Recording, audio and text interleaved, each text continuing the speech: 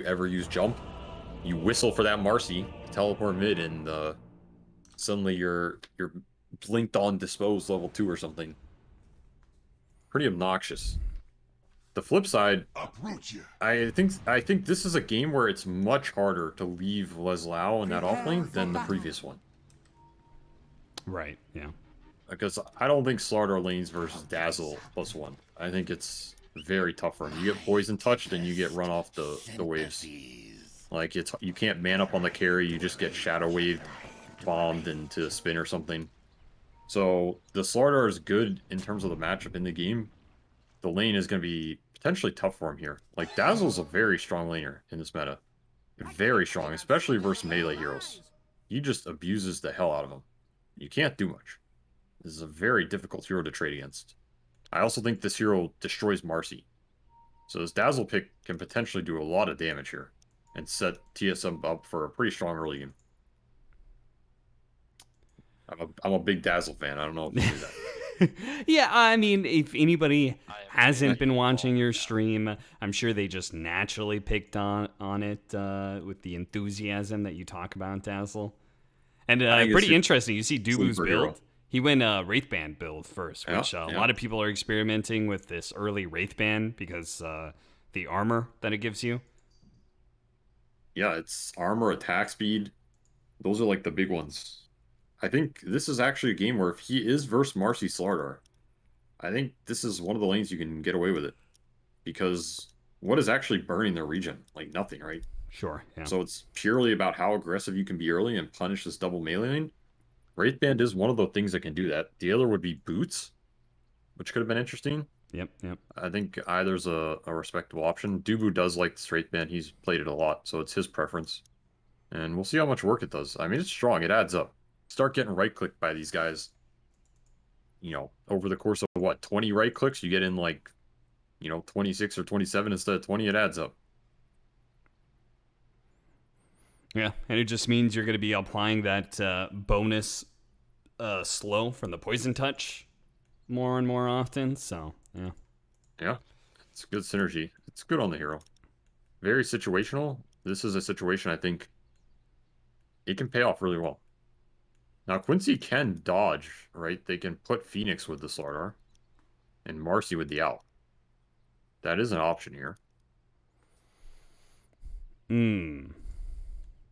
Is it the better option is the question, though. It might be. I would think about doing it. I don't know if Quincy's going to do it, though. I feel like they've just thrown this Marcy in that offlane, like, every time they've had it. Yeah, I think they have. I'm trying to, like, visualize what... So, like, Phoenix against the Dazzle, you would have the Fire Spirits. So when he poison touches, you could make his life a whole lot harder. But then again, Fire Spirits versus the Treants might be really nice. Especially with the damage over time of Acid Spray being available as well. Yeah. I mean, the biggest downside is this Phoenix in the offlane is not going to reliably get pulls off. Where in the safe lane, you can play this push-pull game with Alk. Like Acid Spray, Fire Spirit, the lane shoves in, and then you try and pull versus this Nyx. Sure. You can both fight. So that's like the upside. Because this Phoenix hero really wants XP, and when he goes in the offlane, it can be a little awkward for him, as a 5 at least. Like, he's playing a little more sacrificial, and then he's in a weird circumstance in a lane you're probably not going to win anyway, so I wouldn't be surprised to see them do normal lanes. That is where this Wraithband Dubu Chad can shine, though. We've seen this play before from Quincy Crew. The late smoke into the 5-stack onto the bounty runes. And they're going to get a great opportunity here to be able to catch TSM FTX from surprise. A 3-man rebound, slowing them all down, but the instant spin coming out from Tomato, and Mojo's the one who's taken a lot of damage in return. Gets back to the safety of the Roshan pit, and Dubu might just get burnt out, but the last bit of Fire Spirits, it's not enough. The Tango heals him up, and that leaves TSM FTX with 3 bounty runes. Dude, I thought he took heal bomb. I swear I saw somebody get heal bomb, but he did take poison touch. I was gonna say that was gonna hurt him for the lane. So it must have just been the arc damage with the spin. Yeah, that was a close fight. I mean, kind of sad for Dubu though, because now he misses the early portion of his wave, where he would really want to be manhandling him, you know. Sure, but the trade-off is they got 3 bounty runes. That's gotta feel... I think it feels right. Yeah, it's decent. It's decent. And you did burn through a lot of Mojo's regen. Like, he's already out of regen. Oh, yeah, he is. And that's going to be rough. We saw Mojo doing pulls with this hero earlier. Dazzle's one of those heroes that's tough to pull verse. Because you get poison touched and run down. And then at some point, it's like Bane, you know? You just can't pull verse this hero. Yeah. So he forces you to lane, and then you're double melee lane, forced to lane against Wraithbane Dazzle. It's going to be a tough one for this Quincy side. Does that mean this hard camp being open is a bit concerning for you? I mean, Mojo just got a hard camp pull off. That totally defeats the purpose, right? Yeah, I don't think this should have happened. Lazelle's getting a double wave in as well. This is pretty sad for TSM. I mean, Tomato he will be able to farm it, so... Like, technically this pull isn't that good, because Jug gets a free hard camp. But in this situation where I think the lane is like an impossible lane, I think anything is good. Sure. Okay. Because it's better than nothing. And now Lazellew gets like a free 3 waves and equilibrium under his tower. No. Which is definitely worth giving Jug a big centaur. You see this mid lane matchup? Bryle is destroying in the CS. Now Quinn is putting in like all of the effort and trying to keep the Zeus completely out of lane. He's trying to force him to burn through his bottle hits, and he's just attacking him constantly. So this may offset eventually if he can actually kick the Zeus out of lane. But for now, this early bit, Bryle's destroying him. Definitely has the CS advantage. He can't enter the lane anymore. Yeah. Which is concerning. And he doesn't have heavily jump. Yeah, I think he's dead. He gets back out of vision. Ooh. Quinn's going to take a couple of tower hits. Bryle survives, keeps the Fairy Fire intact as well. He has to walk to base. Yeah. A leap to base, I guess. This is the ideal situation for the Viper. You put Zeus in a position where he cannot enter the lane anymore. That's what this hero in this matchup is designed to do. Like you said, though, that star was just so good. You can afford to miss a wave, I guess. Mojo takes a casual 500 damage from Dubu with the poison touch, walking him down while there's no creeps in range to rebound away from. He's feeling the power of the Daz, man. I can assure you. He's feeling it. Yeah, I think he is. I think he's having a good time with this one so far. Bryle not having a great time. No, he is not happy. He'll get a small camp stack in a rune. So he's got I mean, he's in an okay spot, all things considered. I think the early rune fight shenanigans and those first waves helped him a lot.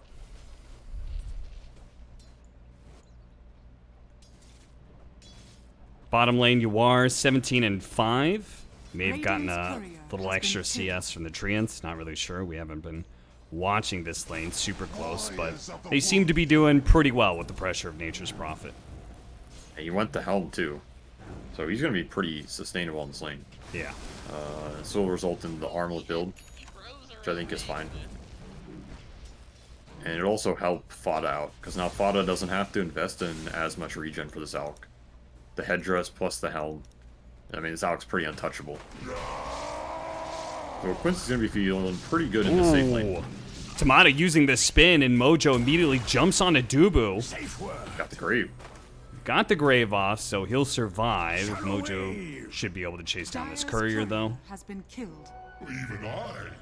Pretty sad for him, though, that he has to take this early grave point instead of the double poison. Yeah. I really think this is a lane they could have just blown open. If they got that equilibrium early and they abused the poison touch on this Marcy. Instead, it's kind of just Lazellew chilling up here, and kind of a sad outcome. Again, you invest in this Wraith Band as a lane abuse item, you know? It's not like some long-term payoff on this hero. Quinn. Now the Marcy looking mid. Yeah. They know Bryle is suffering quite a bit, and Quinn is beginning to catch back up in the CS department now that he's keeping Bryle out of experience range. He'll also hit his level 6 faster on the side of Quinn, so even more kill potential And with the Marcy rotating in, it's damn near overwhelming, which just means Bryle just has to stay off the map entirely. Zeus is good staying off the map, though, you know?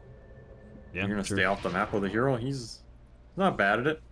Not bad at it. I think Alec is up there. Alec might be the scariest. Zeus is happy to do it. And A I mean, haste power rune for Quinn. Why did Bryle even try, honestly? Yeah. I mean, what a dream that would have been for Bryle. He could have actually played the lane knowing that he had that, you know, basically that free escape, get out of jail free card in the haste rune. Instead, he might die to that haste rune. Oh, look at that. Quinn actually didn't go Viper Strike. Yeah, that's interesting. Maybe he just feels he doesn't need it. Like, who's he Viper Striking this early in the game? Sure. He's just going to Tomato, great reactions. Tomato, they rebounded on top of him, instantly got the spin off before the dispose to come into play. MSS is going to be able to toss him back now with Quinn making the rotation over. BD TP out. They're going to go for Dubu instead, and this time the Shallow Grave will not be able to save him. There's that TP to the side lane with the haste. Not resulting in too much. It will get him back to mid quickly, so basically free for Quinn to get some extra XP, I guess. I think this early game is pretty sad for Dubu, honestly. I think it could have been amazing, and instead it's kind of turned into whatever, and I think that's kind of sad for him. His hero will still be good in the game. It's just he could have been a god, you know what I'm saying? He could have been... Sure. He could have been a legend. He could have had it all. Yeah. He just needed to be... It sounds like he needed to be a little bit more of an expert on the Daz, man. I don't... He's been spamming it a lot, so... Smoke immediately broke in. Now, MSS is going to go for the TP out and should be fine. So, really nice play for him. They were probably going to rotate over and try and kill Quinn. They're still going to try. Moonmeander does manage to land the Impale. Saberlight's coming in from the side. Sprout body blocking as well with the Treants. An all-in play that still catches Quinn despite Mojo's early detection system. You could even see Tomato tipping Mojo saying, you know what, nice play, but it didn't change a damn thing. Pretty hard to change 5 heroes collapsing on you at 8 minutes. And Quincy's are not the best at responding. There's no way Alex ever coming to a fight. The Slardar shows up. Dubu does manage to get out the Shallow Grave, so he'll buy a little bit more time for, as you said, that mid tower to be finished off by TSM FTX. A decent outcome for that gank. Viper kill into an early tower for this Furion. They get to use his ulti, they get to use Omni Slash. It is a high committal though. 5 heroes, you lose your Dazzle. The Alec is farming. Remember, there will be a Yawar Alchemist in this game that's gonna go mostly uncontested, I feel. Farming up a triple small camp. That's some value right there. Oh yeah. Moonmeander tried to use a Spike Carapace, but could not actually secure the Bounty Rune, which is pretty important for an Alchemist. Right, triple big camp with the skeleton summon. Oh, and then he's got another double with some ogres waiting for him. This is some juice right here. That is some big juice. Moonmeander's going to come in. I don't think he got a single last hit with that Impale. That's kind of sad. Does manage to get the Carapace stun back on a UR, but Tomato doesn't have Omni Slash, so even if he did, I'm pretty sure they don't have the damage to kill Alec. No, he's way too tanky. That's the power of early Helm phase boots in this type of game. They just do not have the damage to kill this guy for a long time. In fact, it's just casual Helm. So, not even finishing the armlet here, just gonna go straight Radi. I kind of like this. Like, the Helm gave you the laning presence, gives you some early tank ability, and then you can build it into something later. Might, oh, Bryle? Bryle dead? I thought he was going to be okay, and he is. He is going to be fine, but it's actually Quinn who might be dying here. Quinn given the lifesteal, but can't actually fight back. Mojo jumps in, and now he's going to potentially be dying as well. Saberlight's going to try and catch up and Sprout him. Spots him in range. The Sprout lands, and that will be the death. But yeah, as you said, Bryle popped Thunder God's Wrath for that and didn't get the last hit. That feels bad. Pretty sad. Also, a super early drum on this Furion. pretty interesting. Not an item we see a lot on this hero at all anymore, let alone this early in the game.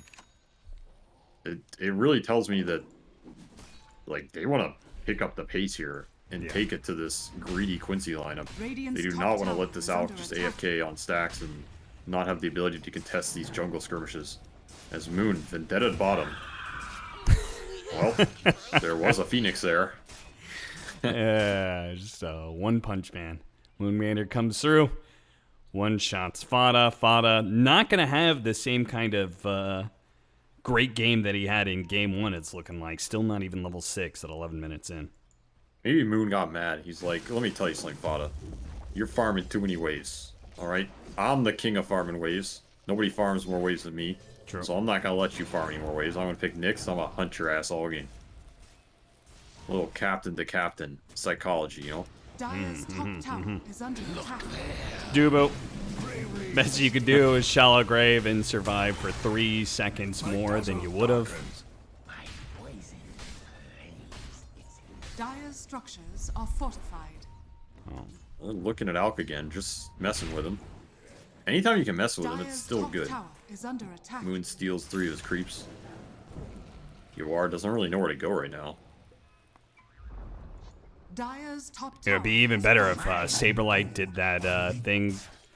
He just throws out treants to block camps Radiant's top constantly. tower I'm not is sure under if he attack. that has would be done that good. at all. That would definitely be annoying this game. I mean, Moon is still being annoying here. Dire's Trying to top secure the tower last is hit. under attack. I mean, Moonmeander's he's gonna get himself caught at some point. The Vendetta out, he is gonna survive. Yuar loses a few more seconds of farming time because of that. Find a lot of time and space though. Yeah. Multiple sentries from Fada, heroes coming over. They still can't even kill him. I mean, look at where Quincy's huddled. All their heroes huddled around this Alk. Meanwhile, this Tomato Juggernaut, he's just having free reign, and he's got a Midas. So he's not really falling behind in terms of network. Dire are scanning. Do you think this is a build specifically against an alchemist, or is Juggernaut another Midas hero to add to the Radiant's list? bottom tower is under I think attack. Midas is back, baby. That's all I know. Okay. Some of these carry players, they just like Midas. Seems to work. It seems to pay off. The game tempo's slow enough. I mean, how is Quincy going to abuse this Juggernaut Midas? Quinn.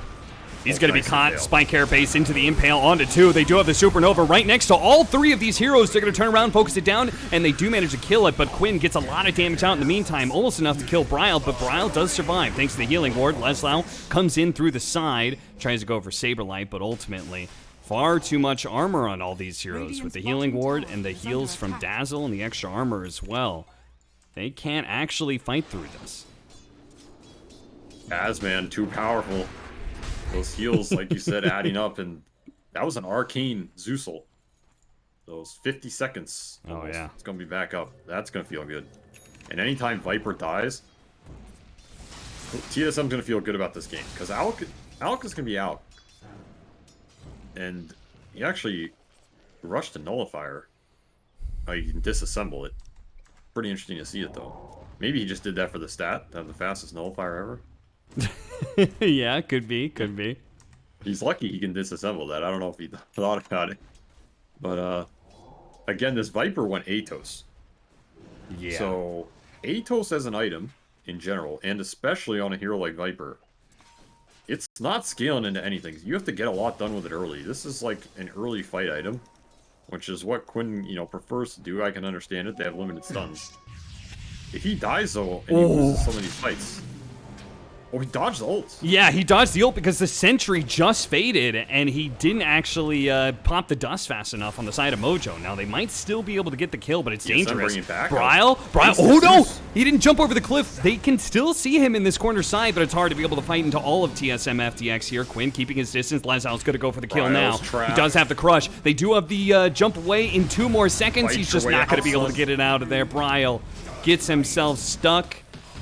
With the haste rune, he thought he could play forward, hit the escape button, and it did not get him out of dodge. And sadly, that's going to be a big misstep for TSM FTX in a fight that I feel like they probably could have won. I think for sure they could have kited that out. I mean, hasted Zeus is incredibly strong in that type of engagement. He just trapped himself. Yeah. And then there's nowhere to go. So that's a big win for Quincy in a scenario that could have been disastrous for them. And again, they need to win these fights with the Viper Athos, in my opinion. This is an item you invest in to win these types of engagements, so Quinn needs the payoff here. Radiant Link are up for scanning. Lazao. He's hunting. They're gonna hunt and might be able to get the kill onto Dubu. Omni Slash Nails going around. the They ball. do have the Nature's Prophet who's gonna be joining in. Immediate bash. Gets Quinn a bit of distance away from this spin. That was Leslau's just gonna janky, man. fight her through him. Dubu still not dead yet, and Quinn hiding away into the trees. Looks like they're gonna be able to take down Tomato. Quinn, if they spot him with this Nature's Wrath, they might just be able to burst him down, but Quinn stays out of sight. The Nature's Wrath now burned. No more damage last. They managed to get the Rod of Atos onto Nature's Prophet as well. Quinn is actually surrounded by treants, but should be able to fight his way through just fine. Dire's top tower is under attack. Dubu's still fighting for his life here. Somehow lived through all of that. Wraithband, Raindrop, Fluffy Hat, but a Blink Dagger to finish him Or off. did he? Should be enough. There it is. Lazao finally gets the kill that they were searching for the entire time. Yeah, Lazao is just going ham on this Slardar, man. Yeah. He is just chunking people. Destroys Tomato and off the back end of the Omni. Chases them all down. The Ham's doing a huge amount of work. He's too tanky to kill. Healing Ward did a huge amount in terms of keeping them alive. But not enough in terms of this armor penetration.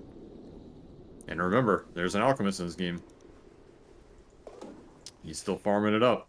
Yeah, the fact that Quincy Crew's kind of winning fights, 4 versus 5, basically. I mean, that last one, they actually killed the enemy carry. Just means this Alchemist is going to get farther and farther ahead. Moon spotted.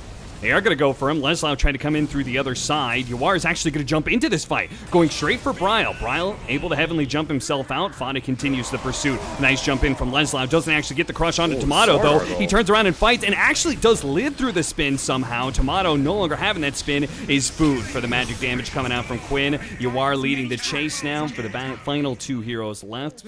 Quinn is actually the one who collects all 3 of those kills. A triple kill for him. I mean, he went from what looked like it was going to be kind of a rough game for him, but now he's truly well and back.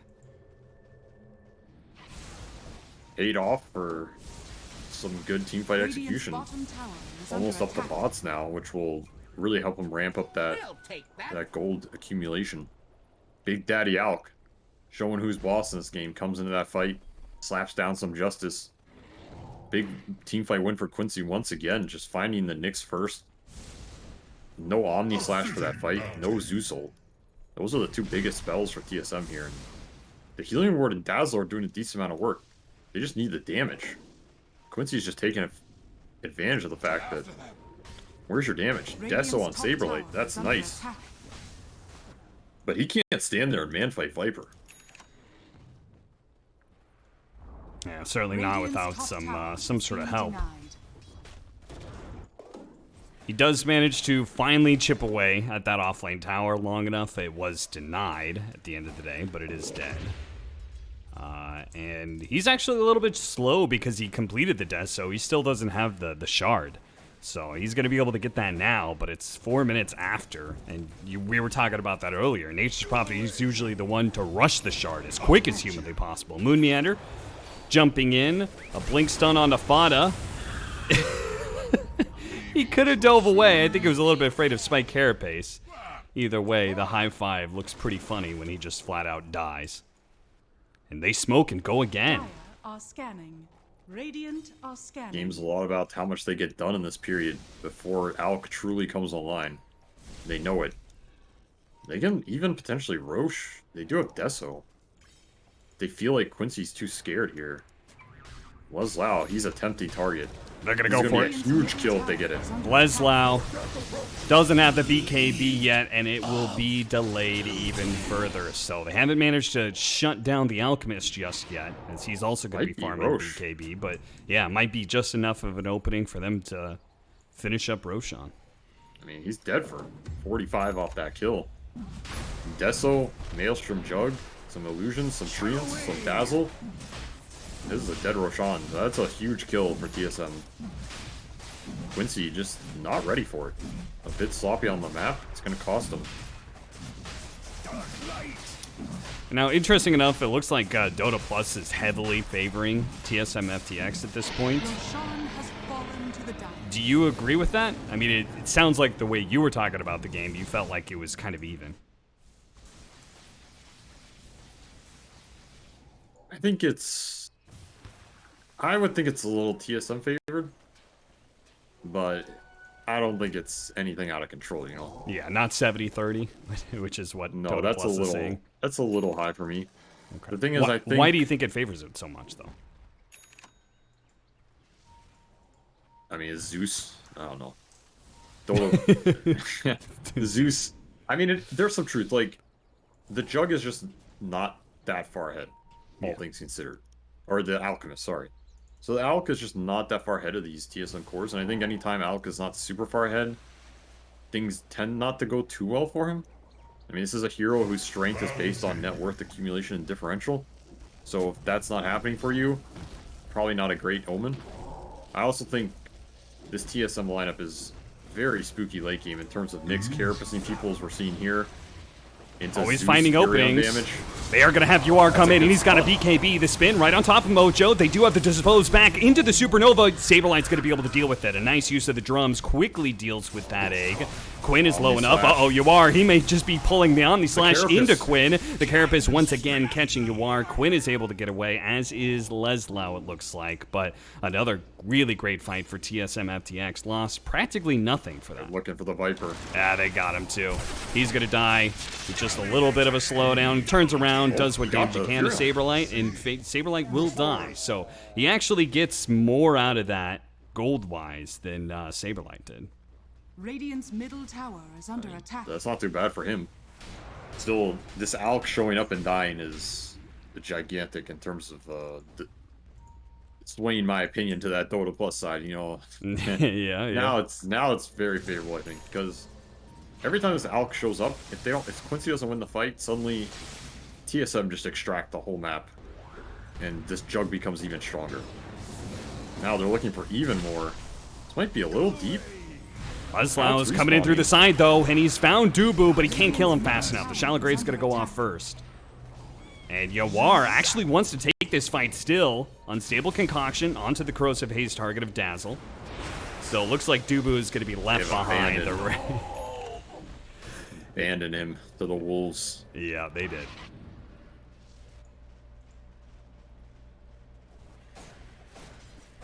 But they do have Nature's Prophet, so Nature's Prophet and not a Boots of Travel on Zeus. He just TP'd up to the top lane, but they can immediately put pressure on the other side of the map. This map is going to become really annoying to play for Quincy. This is the power of Zeus Furion with the Nyx. Like, Quincy's getting dragged around, and yet again, Leslau trying to push these lanes out, just getting TP on. 2, 1, TP out, he's fine. Saberlight. Maybe next time. Well, I guess Slardar is always a hard one because he gets phase from sprint. So the shard doesn't actually block the Slardar in when he cuts down a tree. It's a good matchup for Slardar for the most part. Radiant are scanning. Dealing with these treants is... Oh, excuse me. Did you just sneeze? I'm allergic to treants. You know, I see greater treants. I'm allergic to them. Alchemist gets caught once again. This Nyx Assassin is proving to be a really stellar pickup. I mean, this Alk just... I'm not convinced by that Alk pick, and it's looking worse and worse as the game goes on. His map collapsed, and he's just getting hunted. Carapace destroying him with the Radiance Burn. It's like the easiest setup of Nyx Assassin's life. Oh, well, that was not the easiest setup. Moon. He blinks, tries to go over the stun, dispose back. They do still have the Shallow Grave. We'll see whether or not Moon Meander survives. Because the Essence Ring, Mojo, he's going to be able to get out there. Leslau, though, caught inside the Sprout. They pull in some Quincy crew heroes, and all 5 of TSM FTX snap the trap shut. I mean, Moon is just baiting him. You see how aggressive he's playing with these blinks. He doesn't care if they go on him, because there's a Grave sitting behind. Yeah. All it's doing is baiting the jump from Quincy. I mean, Quincy cannot jump anything. There's way too much damage coming out from this Tricore. Furion has an AC Deso, he's shredding the physical. Zeus is up to you know, his shard, Sage and Kaya, his level 15 talent, he's tanky, he deals a crap ton of magical. Jugs this hybrid hero with the shard spin maelstrom going to work. It's not very easy to itemize versus all of this hybrid damage, and Quincy doesn't have the best jumps. That's kind of the downside of Marcy in some of these games. Like, she can blink dispose somebody, and then what happens, right? Yeah. You still have to take the man fight, and that's the problem here. Slardar is supposed to be the guy who helps you take these man fights. He ain't doing it in this game. Radiant's top tower is under attack. Too much heal. The healing ward, the dazzle sustain. Fada. Maybe too much single target on the side of Quincy crew is Radiant's top tower is under attack. Just doesn't feel like they had any traction in this game. Radiant's top tower has fallen.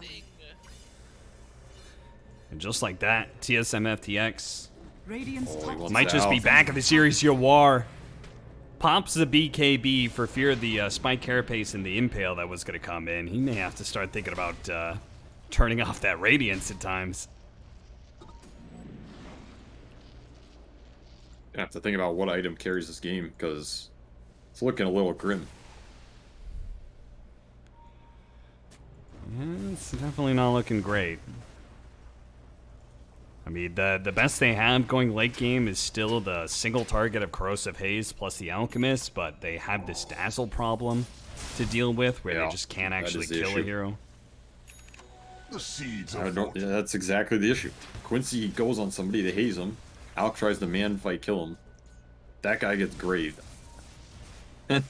This fight looks hopeless. I mean, it's just gonna be too long for them to sit there and getting hit by Omni Slash, Furion right clicks, the Zeus spells. He has a Nimbus already. An already unplayable map just got even harder.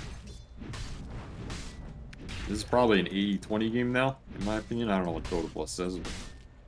Yeah, it's 90-10, so it sounds like Dota Plus is giving it a solid 10% more than you would anytime. Dota Plus is just pessimistic, you know? Oh, okay, yeah. People say casters are biased and pessimistic. Well, let me tell you something. Dota Plus is the most biased caster out there, okay? I mean, is it bias? It's working off of just pure data. Yeah, but who coded it to take in what data? Bias. The programmer's bias, Fada. Once again, trying to sneak in a little bit of farm, push out some of these side lanes, but he definitely knows about this ward on the high ground now. Radiant's middle tower is under attack. I mean, I'm just saying, you know, you could program it so it's favorable towards Arcana heroes. Sell more Arcanas, you know, Zeus in this game, Jug in this game. Looking pretty favorable. Okay, I see. Yeah, add that to your conspiracy list. Yeah.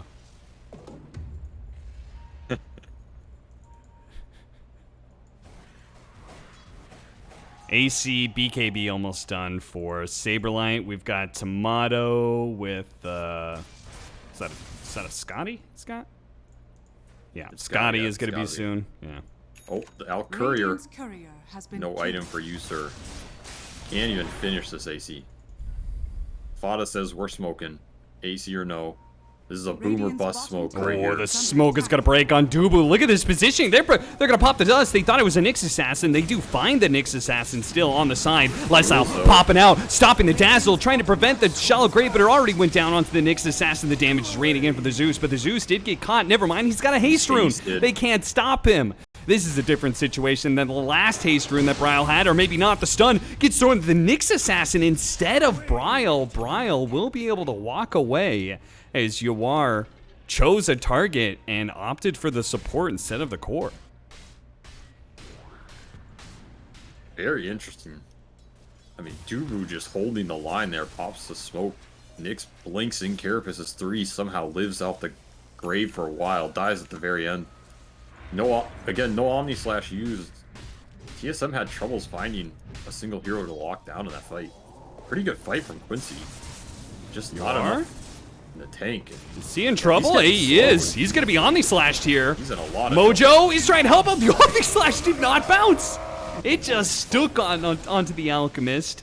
And now, well, they're actually going to try and go for Tomato here outside of their base. Without the Alchemist, they don't. It's not even close. Look at how tanky he is. He hasn't even dipped below 2,000. That's insane. What did they think they were going to accomplish with that? Maybe a last hurrah. Yeah, it looks like the last hurrah. I mean, this is the last hurrah, and I agree. This game was just out of control. I mean, this Jug was just the same net worth as out the whole time. He will out-carry him. I mean, Scotty Jug is an insane time in this game, as we saw. He's going to shred your Alchemist. Not to mention he has backup from two of the highest damage cores in the meta right now. Zeus and Dazzle. You know, so... This is a nice lineup from TSM.